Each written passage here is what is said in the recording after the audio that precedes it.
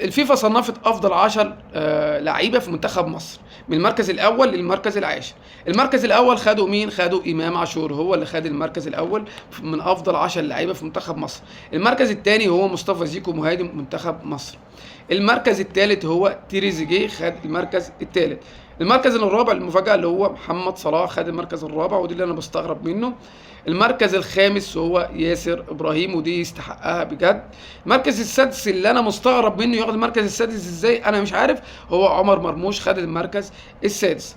المركز السابع خده مروان عطية، والمركز الثامن خده محمد هاني، والمركز التاسع خده مهند لاشين، والمركز العاشر خده رامي ربيعه. في ناس كتيره بتستغرب ازاي هيثم حسن ما خدش. هيثم حسن ما صنفش بسبب قله عدد الدقائق اللي لعبها مع منتخب مصر. يعتبر هيثم حسن يعتبر ما لعبش الا الماتش الاخير بس، فهو ما دخلش التصنيف من ضمن افضل لعيبه، على انه كان افضل لاعب في المباراه الاخيره، بس ما دخلش التصنيف بسبب عدد ده. حتى احمد فتوح ما اتحطش في التصنيف عشان برضه ما كملش البطوله، ما كملش. اما كل اللي اتحط تصنيفهم دول اغلبيتهم لعب المطوشه كلها.